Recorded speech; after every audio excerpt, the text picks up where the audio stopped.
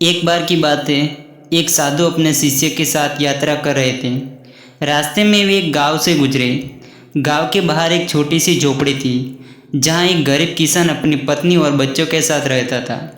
साधु ने देखा कि वह किसान बहुत गरीब है, लेकिन फिर भी उसका परिवार खुश दिखाई दे रहा है। साधु ने पूछा, बेटा तुम लोग इतने गरीब हो, तुम्हारा गुजारा कैसे चलता है?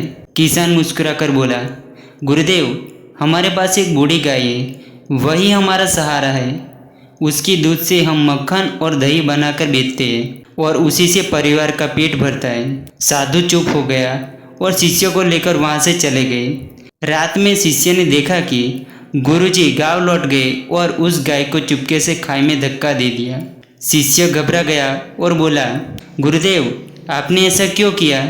उस गरीब परिवार का तो यही सहारा था। साधु ने कुछ नहीं कहा और यात्रा जारी रखी। कई साल बाद गुरु और शिष्य फिर उसी गांव में गुजरे। उन्होंने देखा कि वही झोपड़ी अब एक बड़ा सुंदर मकान बन चुका था।